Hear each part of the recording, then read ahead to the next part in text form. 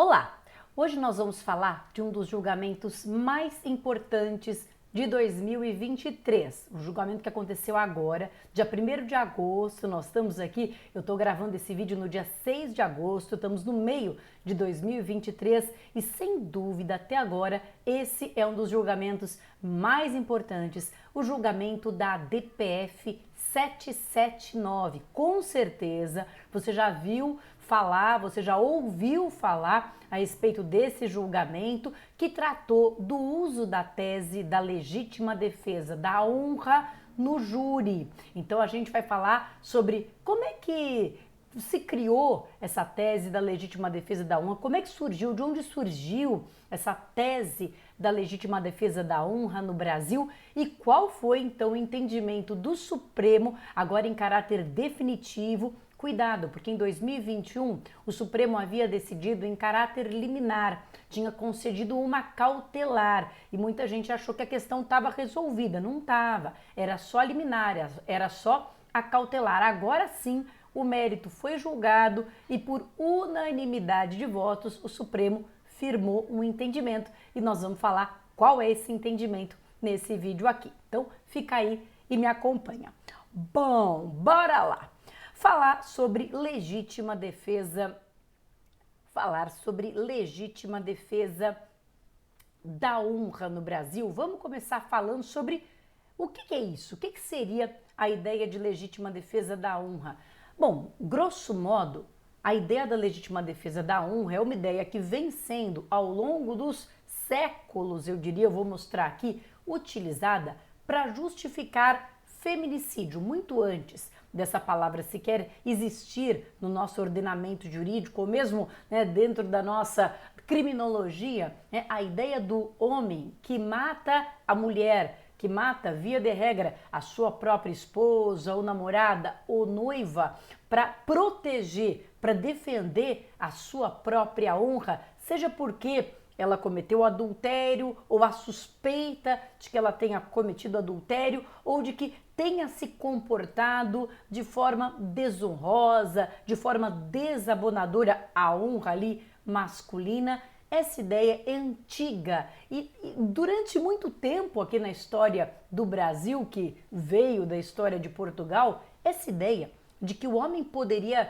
legitimamente matar a mulher para defender a sua própria honra, a ideia de que existe uma honra ali familiar, uma honra masculina que pode ser desmerecida, que pode ser aviltada por um comportamento feminino, via de regra um comportamento feminino que diz respeito à sua conduta sexual, ou seja, que a conduta sexual de uma mulher desonra o homem, avilta a honra do homem. Essa ideia é antiga e nós vamos ver o quão antiga ela é. Então vamos começar falando aí sobre a legítima defesa da honra e eu vou remontar as ordenações do reino, as ordenações filipinas. Você sabe que assim que o Brasil começou, digamos, a ter uma vida ligada a Portugal, ligada à Europa, começaram a vigorar aqui no Brasil as ordenações do reino, afonsinas, manuelinas,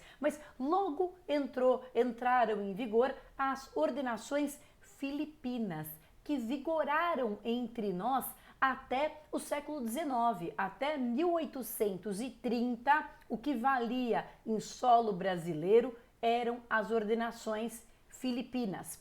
E nessas ordenações filipinas, no famoso livro 5 das ordenações filipinas, tem o seguinte título: do que matou sua mulher, pô-la achar em adultério. E dizia o seguinte: achando o homem casado sua mulher em adultério, licitamente poderá matar a si, a ela, como o adúltero. Então, o homem que achasse sua mulher em adultério, e depois eu não transcrevi tudo, até para não ficar muito extenso esse vídeo, mas eu convido a todos que tiverem essa curiosidade histórica, se você botar assim no Google, ordenações filipinas, você vai achar o texto, tá tudo na internet hoje em dia, você vai ver que mesmo que o homem não achasse a mulher em adultério, se ele suspeitasse que a mulher estava praticando adultério, ele também poderia matá-la. Mas olha só o que diz então a nossa lei até 1830. Achando o homem casado sua mulher em adultério, licitamente poderá matar a si a ela como ao adúltero. Aí tem uma curiosidade, né? Salvo se o marido for peão e o adúltero fidalgo ou nosso desembargador ou pessoa de maior qualidade.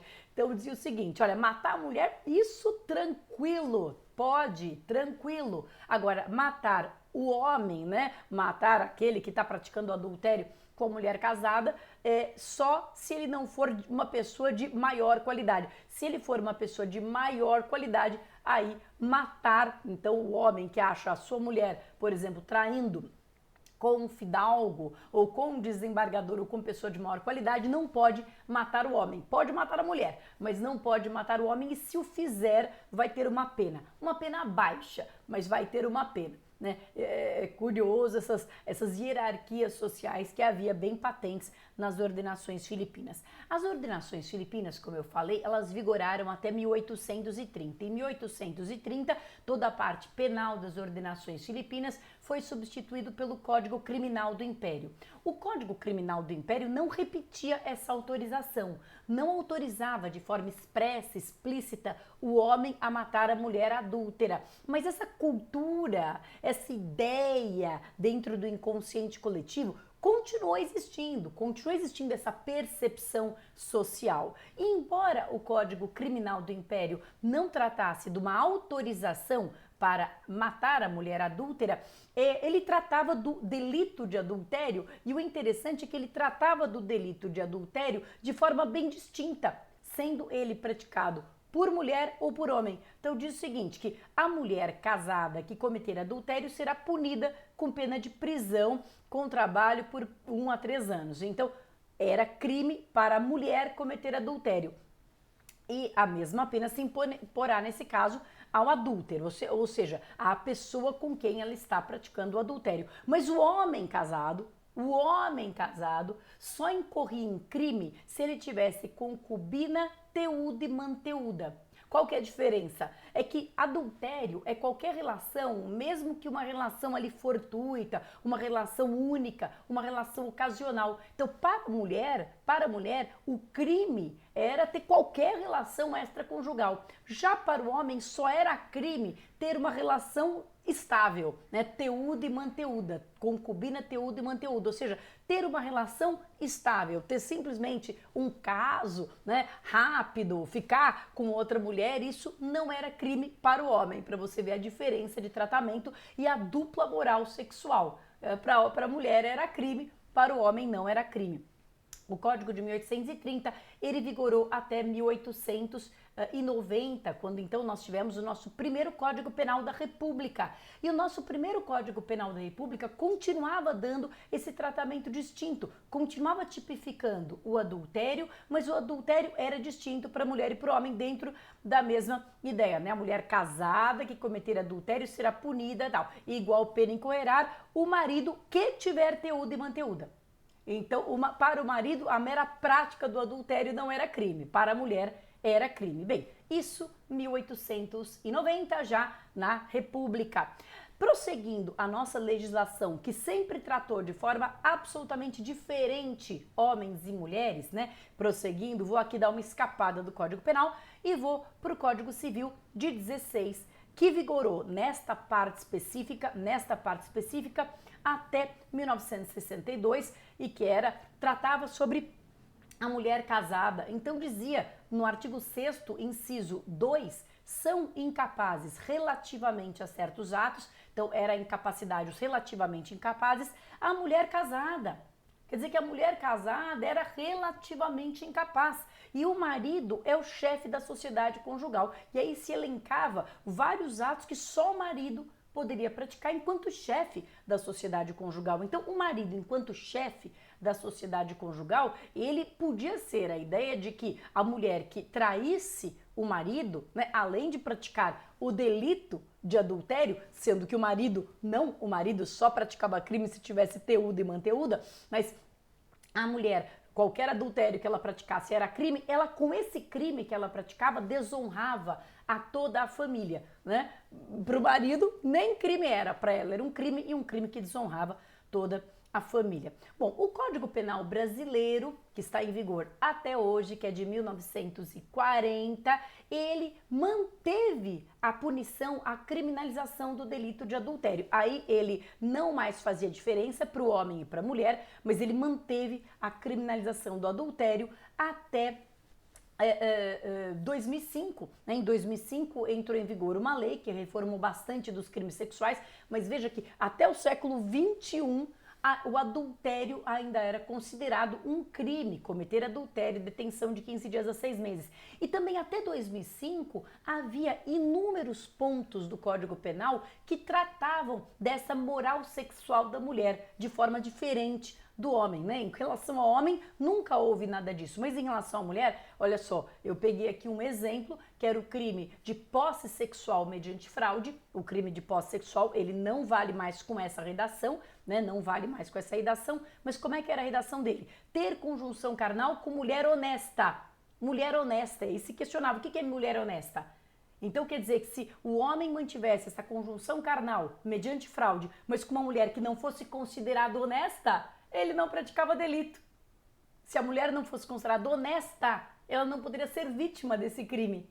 Só a mulher honesta podia ser vítima do crime. Olha só. Então quer dizer que a mulher que não era taxada, não era etiquetada, não era considerada honesta, não era protegida pelo direito penal. Essa podia ser exposta a fraude, a engano, qualquer coisa. Agora, a honesta não. A honesta tinha que ser protegida. E a pena ainda era maior se a mulher era virgem. Então, mais uma vez, uma preservação aí da ideia da virgindade, né? Como se uma mulher, então, virgem tivesse mais valor do que uma mulher, né? Tivesse uma maior proteção do que uma mulher que não fosse virgem. Pois bem, tudo isso valeu até 2005. Historicamente, isso é até ontem. Então, é só para mostrar como essa ideia da legítima defesa da honra, tanto por força da legislação criminal, tanto por força da legislação civil e da sociedade brasileira, né? Isso foi se perpetuando no tempo. Essa ideia de que uma mulher, quando trai ou quando se comporta de forma sexualmente mais liberada, considerada inadequada, considerada devassa, eu sei lá que outro adjetivo aqui a gente poderia usar, essa mulher está desonrando o homem e o homem, para proteger, ele está atacando um bem jurídico, e este bem jurídico, então o adultério, ele atacava um bem jurídico, e este bem jurídico, qual era? A honra do marido. E o homem, para proteger esse bem jurídico, sua própria honra, ele poderia matá-la, né? Veja que o raciocínio inverso nunca foi feito, né? Nunca se defendeu, nem no âmbito das legislações, nem no âmbito da nossa praxis, que a mulher é desonrada com adultério. Aliás, como você viu, durante largo tempo da nossa história, o adultério masculino não era crime, enquanto o adultério feminino, sim, era crime. Já começa daí. Pois bem, essa situação perdurou, e aí eu quero falar de um último momento histórico, antes da gente falar propriamente da DPF 779. Então, durante muito tempo foi sendo cultivada, principalmente no Tribunal do Júri. Por que no Tribunal do Júri? Porque o Tribunal do Júri, em que o julgamento vai se dar por juízes leigos, o Tribunal do Júri, ele classicamente, até estruturalmente, ele é aberto para teses menos técnicas, para teses extrajurídicas, né? Para teses que de alguma forma falam a esse sentimento social, mesmo que sem amparo jurídico. Então, foi sobretudo no Tribunal do Júri que vicejou e que se sedimentou essa ideia muito clara de que o homem teria o direito de matar, embora isso tenha ficado lá nas ordenações filipinas, mas de que o homem sim teria o direito de matar para defender um bem jurídico, que a mulher, quando é adúltera, quando faz o homem, enfim, se sentir envergonhado ou humilhado, ela está atentando contra um bem jurídico que é a honra dele, e ele, para defender essa honra, pode legitimamente matá-la. E um caso que foi um divisor de águas aqui nessa temática foi o famoso caso Dock Street e Ângela Diniz. Aqui eu faço um parênteses e convido a todos a ouvirem um podcast que eu acho assim sensacional, da melhor qualidade, chama Praia dos Ossos. Se você não ouviu, ouça agora, se termina o vídeo e já baixa no na sua plataforma aí de podcasts, porque é muito bacana. Conta detalhes de como foi o julgamento, um julgamento super famoso, conta detalhes do crime, como é que foi o crime, quantos tiros, assim, ele é muito bem feito. É uma reconstrução histórica minuciosa, é uma reconstrução histórica possível, porque o caso do DOCA foi o primeiro caso, assim, que teve amplíssima cobertura da mídia, né? Era acompanhado como uma final de Copa do Mundo, né? Pelas redes de televisão e de rádio. Então, mobilizou o país. Então, tem muito registro. Tem registro da imprensa escrita, tem registro da imprensa falada, é muito bacana. E aí, você vai ver lá quando você estiver vendo. Então, o que aconteceu é que o Doca e a Ângela tiveram um relacionamento curto, um relacionamento de 4 meses, haviam se conhecido e ele se apaixonou, segundo consta, ele se apaixonou perdidamente por ela e etc. E largou a esposa para ficar com ela, mas ela era uma mulher muito livre e ele era um homem muito descontroladamente ciumento, né? E aí, num determinado momento, no dia 30 de dezembro, né, ali em Búzios, na Praia dos Ossos, ela termina o relacionamento porque ele tem uma crise de ciúme, né? Tem uma personagem que é uma moça alemã e aí ele fica com ciúme de que a Ângela esteja interessada na moça alemã e aí a Ângela fala que ela é livre mesmo, enfim, o que quer que seja, mas a Ângela fala que então não quer mais ficar com ele. E ele vai embora, ele chega embora, você vai ver como é que foi exatamente o crime, ele chega embora, depois ele pega uma sacola no carro, ele volta e ele deflagra 4 tiros nela, 4 tiros, 3 no rosto e 1 na nuca, né? Quando ela está sentada na cadeira ali de praia. Pois bem, e aí ele é julgado, esse julgamento aí super famoso. O primeiro júri, ele é submetido a 2 júris. E o primeiro júri, que é 1979, o argumento da defesa é a legítima defesa da honra, e a defesa diz que pode ter havido um excesso da legítima defesa, né? Você que é estudante aí da parte geral, a gente está estudando com o Gustavo Junqueira, você sabe que se eu tiver amparado por uma excludente de licitude, o fato é lícito, mas pode haver excesso. Pode haver excesso de legítima defesa, excesso de estado de necessidade, excesso de exercício regular de direito e excesso de estrito cumprimento do dever legal. Então ele diz que a situação inicial era sim de legítima defesa da honra, mas que houve um excesso culposo, um excesso involuntário, um excesso não intencional e, portanto, ele deveria ser punido tão somente, se é que deveria ser punido tão somente por esse excesso culposo da legítima defesa da honra, ou seja, ele estava em legítima defesa da honra, ele poderia sim, não sei o que, tê-la agredido, poderia ter batido nela, mas que houve ali em 4 tiros, 3 do rosto, 1 na nuca, houve ali um excesso, mas um excesso culposo, um excesso não intencional. Moral da história, os jurados, a defesa foi aplaudida ali no momento ali de fazer o seu pronunciamento e os jurados acataram completamente essa tese e condenaram o Doca por homicídio culposo, né? No excesso culposo, eu vou ser punida por aquele tipo penal correspondente ao excesso da forma culposa. Homicídio culposo, pena de 1 a 3 anos, ele foi condenado a uma pena de 2 anos com direito a sursi.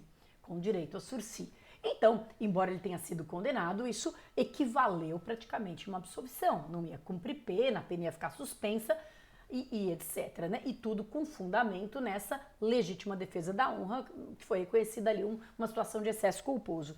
Pois bem, o Ministério Público recorreu, inconformado com essa decisão, e de 79 para 81, o movimento feminista se articulou de forma muito intensa e começou a propagar a ideia, um slogan que se tornou aí conhecido na década de 80, se você, como eu, foi uma criança dos anos 80, você se lembra, que é o quem ama não mata. Quem ama não mata. É a ideia de que não tem nada a ver com amor e não tem nada a ver com honra. Tem a ver com possessividade, tem a ver com ciúme, mas não tem a ver com honra e nem com amor. Essa ideia aí de matar a mulher que não se comporta sexualmente da forma que o homem esperaria. E, portanto, de 79 para 81 houve uma grande mudança na sociedade brasileira que começou a pressionar, pressionar, pressionar. E aí, nesse segundo julgamento, o DOCA, então, ele foi condenado por homicídio doloso, qualificado, a uma pena de 15 anos de reclusão. Né? E essa virada aí do primeiro julgamento do DOCA para o segundo julgamento do DOCA foi considerado um momento assim, importante nessa reflexão sobre o que era a legítima defesa da honra e como as mulheres eram julgadas. De novo, eu recomendo muito você assistir ou ouvir, melhor dizendo, Praia dos Ossos, porque você vai ver que o julgamento era inteiro em cima dela, que ela já tinha sido encontrada com porte de maconha, que ela era uma mãe desqualificada. O julgamento era todo culpabilizando ela, que tomou 4 tiros sentada na cadeira de praia, né? E de alguma forma absolvendo, né? De alguma forma isentando responsabilidade a ele. Pois bem, só que, apesar de ter sido, de fato, um divisor de águas, né, o caso Dock Street e etc.,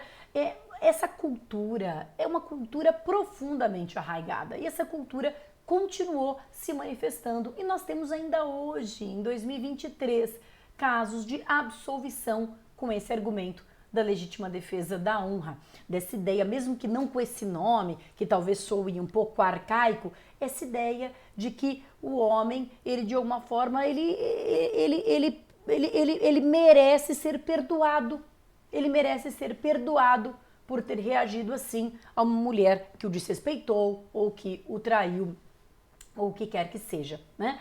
De que ele merece ser absolvido. E absolvições em casos de feminicídio, absolvições em casos... Quando eu estou falando de absolvição, não é que ninguém seja contra absolvições, mas nós estamos falando absolvições em casos de feminicídio nos quais a materialidade está comprovada, a autoria está comprovada e não há...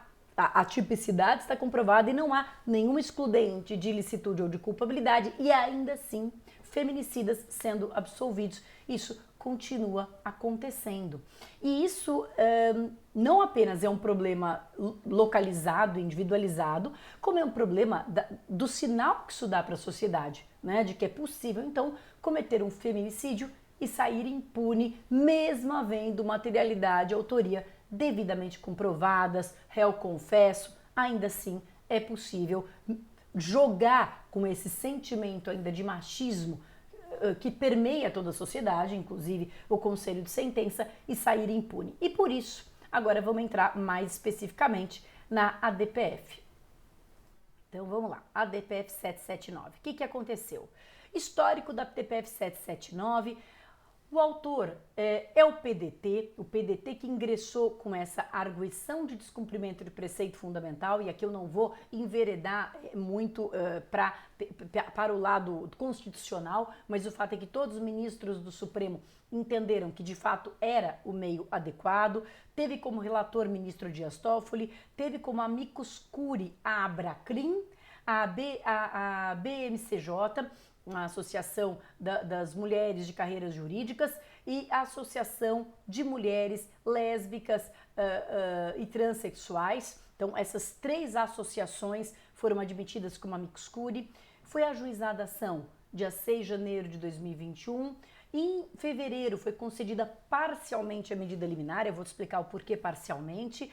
Em fevereiro foi referendada, ainda em fevereiro, aqui as datas estão trocadas, né?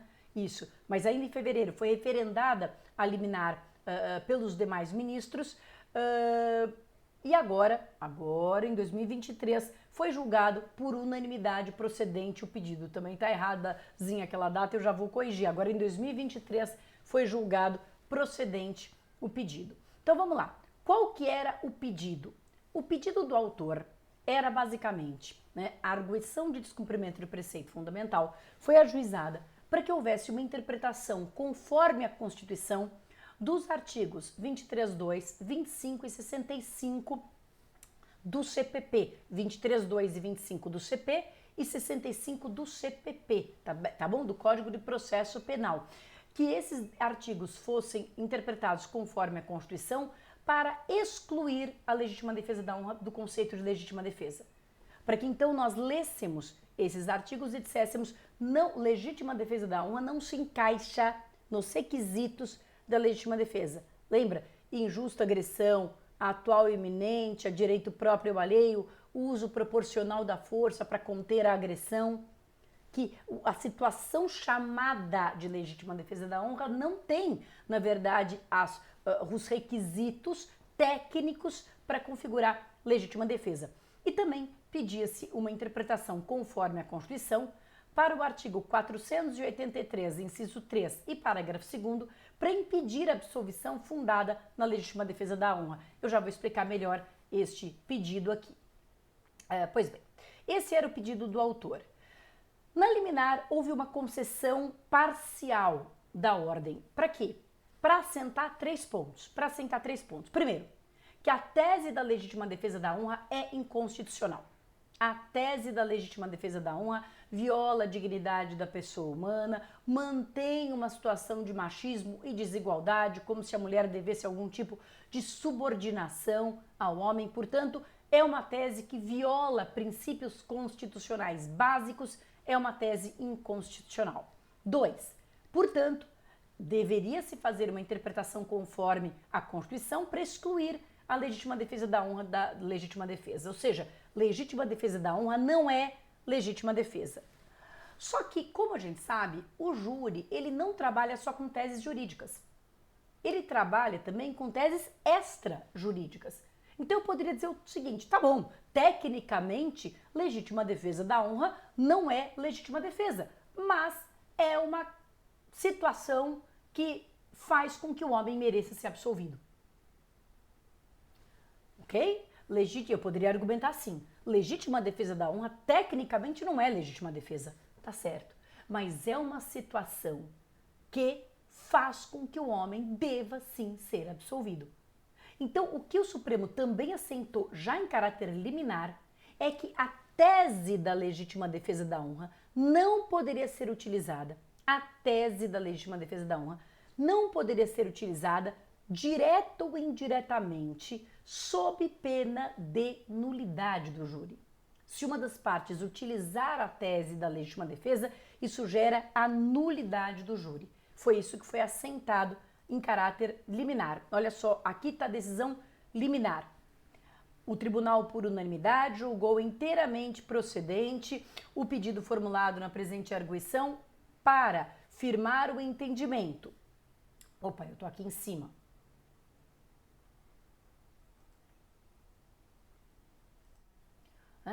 Firmar o entendimento de que a tese da legítima defesa da honra é inconstitucional por contrariar os princípios constitucionais da dignidade da pessoa humana, da proteção à vida e da igualdade de gênero. 2. Conferir interpretação conforme a Constituição ao artigo 23, inciso 2 e 25, caput, parágrafo único do Código Penal e o artigo 65 do Código de Processo Penal, de modo a excluir a legítima defesa da honra do âmbito do Instituto da Legítima Defesa e, por consequência, obstar à defesa, à acusação, à autoridade policial e ao juízo. E aqui tem uma coisa interessante. O voto do ministro Dias Toffoli, inicialmente, o voto do ministro Dias Toffoli só falava em obstar à defesa. Mas aí o ministro Gilmar, ele propôs e todo o colegiado aderiu que se estendesse obstar à defesa ao próprio Ministério Público, ao juiz e à autoridade policial, a utilização da tese da legítima defesa da honra. E aí, olha só, ou qualquer argumento que induza a tese, daqui a pouquinho eu vou falar sobre isso, nas fases pré-processual ou processual, bem como durante o julgamento perante o tribunal do júri, sob pena de nulidade do júri. Sob pena de nulidade. Então, se esse argumento tivesse sido trazido em qualquer fase, por qualquer dos atores do processo, isso irá anular o processo, tá certo? Quanto àquele último pedido de interpretação conforme o artigo 483, inciso 13, parágrafo 2º, ele não foi concedido em caráter liminar pelo ministro Dias Toffoli, depois pelo colegiado. Por quê? Porque se entendeu que essa questão de se os jurados poderiam absolver com fundamento naquele quesito genérico de absolvição, da clemência, se os jurados poderiam absolver com fundamento na legítima defesa da honra, isso o ministro Dias Toffoli, num primeiro momento, lá na liminar, entendeu que não era caso de discutir, né? Ele entendeu que as partes não poderiam alegar, as partes não poderiam falar de forma direta ou indireta, mas se os jurados, né, do que eles entenderam ali do processo, absolvessem, bem, isso não estava aqui em discussão nesta DPF, até porque existe um tema de repercussão geral que pende de julgamento lá do Supremo, que é justamente sobre a amplitude do quesito da clemência, ou seja, se o réu é absolvido por clemência, se o réu é absolvido pelo inciso 3, pelo terceiro quesito, o jurado absolve o réu, aquele quesito genérico, se o Ministério Público poderia ou não recorrer com fundamento na linha D, decisão contrária à prova dos autos. Porque o entendimento da defesa é que se os jurados não precisam motivar a absolvição, o promotor também não poderia recorrer dela por entender que ela está em desconformidade com a prova dos autos. Afinal de contas, os jurados poderiam absolver mesmo que sem prova.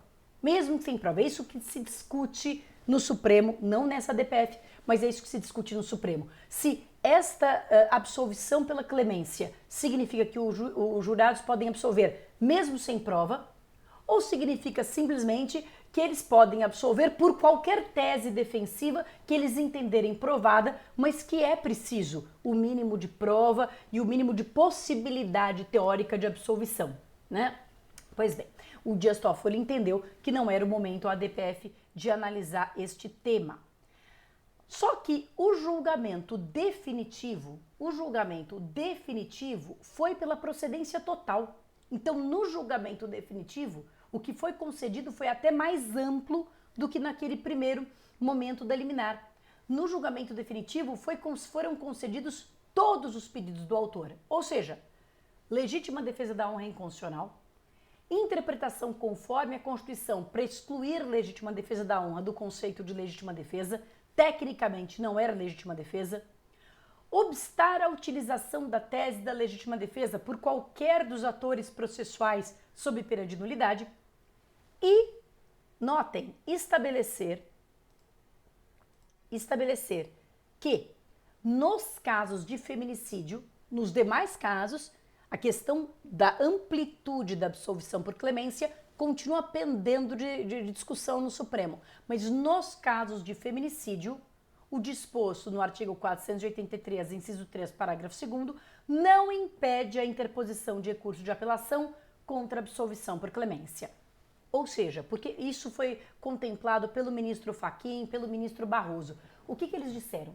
Eles disseram o seguinte, então veja, quero que você compreenda o raciocínio. Se a defesa alega legítima defesa da honra, o julgamento é nulo.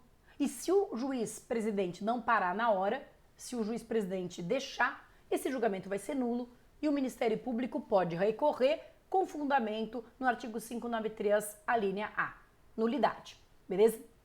Mas, digamos que nenhuma das partes fale de legítima defesa da honra, mencione legítima defesa da honra, mas que o contexto seja de feminicídio,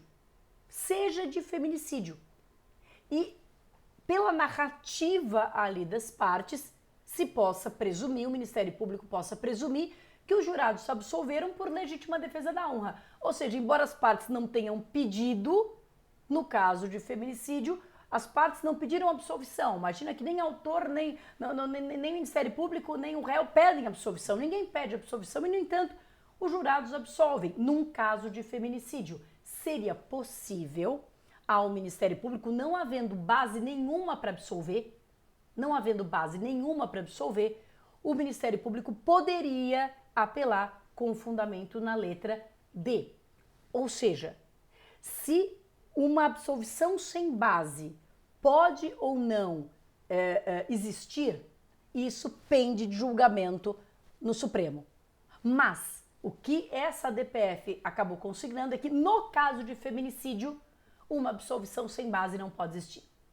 No caso de feminicídio, uma absolvição sem base alguma não pode existir e que, se acontecer, ela permite ao Ministério Público apelar com fundamento na letra D. A preocupação do ministro Barroso e do ministro Fachin é que não apenas as partes estão contaminadas, né, pelo machismo, por essa visão ainda muito arraigada da legítima defesa da honra, como os jurados também podem estar. E, portanto, seria uma coisa pela metade não conceder esse pedido do autor. Uma outra razão que ela é ventilada pelo ministro Fachin é que a própria ideia, e aqui eu vou para a minha última parte aqui, os argumentos então que foram admitidos é que a legítima defesa da honra tecnicamente não é legítima defesa, nós já falamos sobre isso, é de que a legítima defesa é um recurso argumentativo, retórico, odioso, desumano e cruel, é uma tese violadora da dignidade humana, é de que a cláusula da ampla defesa não pode permitir qualquer argumento violador da dignidade humana, e o próprio artigo 474-A é uma demonstração disso, né, quando impede que se fale no júri sobre elementos alheios aos fatos, utilização de linguagem, informação, material que ofenda a dignidade da vítima ou das testemunhas. Mas eu quero chegar aqui nos pontos que ainda ensejam dúvida. Quando o Supremo fala que é inadmissível qualquer menção, ainda que indireta, o que isso significa? Que eu não posso narrar o fato? Eu não posso dizer que o crime foi motivado por ciúme? Eu não posso dizer que houve algum adultério? É claro que eu posso dizer isso. Até porque isso vai estar claro ali, né, no processo, na pronúncia. Não é possível omitir a circunstância fática. O que eu devo impedir é que essa circunstância fática seja levada como uma justificativa para o ato de matar. Mas eu não posso impedir que essa circunstância fática seja conhecida de todos, inclusive dos jurados. Então, o que quer dizer que eu proíbo qualquer utilização, mesmo que indireta? Porque, veja, voltando um passo atrás, a utilização da tese da legítima defesa da honra, direta ou indireta, gera nulidade. Direta é fácil, mas indireta? Esse é um primeiro problema. Talvez haja aí muita controvérsia se naquele caso foi utilizado de forma indireta ou não foi. De qualquer jeito, ainda que utilizado de uma forma que não dá para dizer se foi uma forma indireta ou não, caso os jurados absolvam, será possível ao Ministério Público apelar de alínea D. Essa era a preocupação do ministro Fachin. Que poderia haver aí uma dúvida. Será que teve uma utilização indireta da tese ou não? A direta é tranquilo, mas será que teve uma utilização indireta ou não? E se não for possível identificar que teve uma utilização indireta suficiente para gerar nulidade, ao menos o Ministério Público poderia questionar em caso de uma absolvição, a ausência de elementos probatórios que tenham sido trazidos aos autos para suportar aquela absolvição. A segunda discussão que ainda existe, então são discussões que eu vou deixar aqui em aberto e com o caminhar da jurisprudência a gente vai falando. A segunda discussão que ainda existe é se seria possível que os jurados reconhecessem a legítima defesa da honra para aplicar o privilégio do domínio de violenta emoção logo após a injusta provocação da vítima. Se seria possível o reconhecimento da legítima defesa da honra para aplicar o privilégio. A questão aqui ainda vai dar bastante pano para manga, porque tem bons argumentos dos dois lados. O argumento no sentido de que, sim, eu posso continuar usando a legítima defesa da honra para aplicar o privilégio do homicídio privilegiado, é que a DPF em nenhum minuto fala desta consequência. Fala, a legítima defesa da honra não pode ser utilizada para absolver. O que se pede é que se exclua a legítima defesa da honra do conceito de legítima defesa. O que se pede é que se exclua a legítima defesa da honra da possibilidade de absolvição pelos jurados. Então, todo o foco da DPF é a questão da absolvição. Então, esse é um argumento para dizer, olha, na DPF não se debateu sobre se o fato do marido ter sido traído poderia ou não ser utilizado pelos jurados como uma redução de pena do homicídio privilegiado. Esse é um argumento. Agora, por outro lado, se você lê os votos, né, e eu li aqui voto por voto de todos os ministros parecem ser bem categóricos, no sentido de que o argumento não pode ser trazido sob pena de nulidade. Então, o argumento de que de alguma forma seria justificável ou menos grave matar para proteger a honra não pode ser trazido sob pena de nulidade. Se nós considerarmos que o argumento de que o homem, de certa forma, estaria justificado ou cometendo um crime menos grave para proteger a sua honra, se nós partimos da premissa de que esse é um argumento machista, misógino, odioso, então esse argumento não poderia ser usado, qualquer que fosse a sua consequência, fosse uma pretendida legítima defesa, fosse inexigibilidade de conduta adversa, fosse uma redução de pena pelo homicídio privilegiado.